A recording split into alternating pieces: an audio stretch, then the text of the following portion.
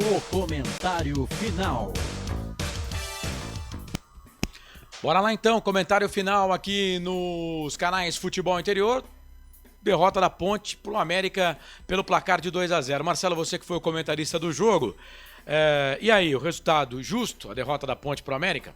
Justo, Carlos. O América foi melhor, assume a liderança provisória aí do campeonato, a Série B, depois de 9 rodadas. A Ponte fica lá na parte de baixo da tabela, né? Apesar da Ponte Preta ter tido mais finalizações, 17 contra 14 do time do América. A Ponte no primeiro tempo não se encontrou, errou muito, né? O América aproveitou. Dudu fez gol contra. No segundo tempo, no comecinho, também falha defensiva na marcação. O Filipinho sozinho dentro da grande área numa jogada do Benítez.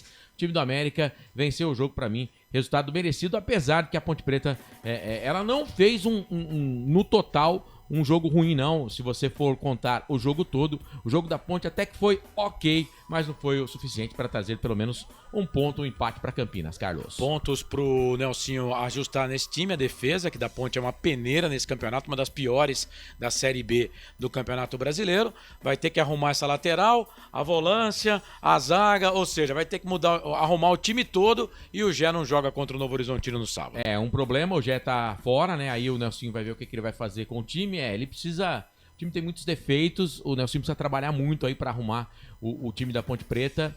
E, assim, ele vai precisar de tempo, né? Isso não é de uma hora para outra. O problema é que no próximo jogo, o próximo adversário é o Novo Horizontino, um time também que tá lá na ponta da tabela, Carlos. É isso, a Ponte joga no sábado, 5 da tarde, contra o Novo Horizontino. Você confere este jogo aqui no YouTube Futebol Interior e também na Valinhos FM 87,9.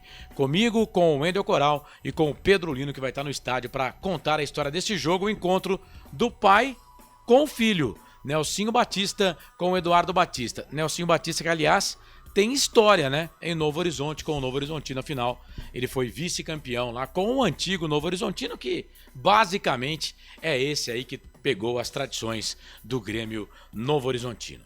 Esse o comentário final de América 2, Ponte Preta 0. Comentário final.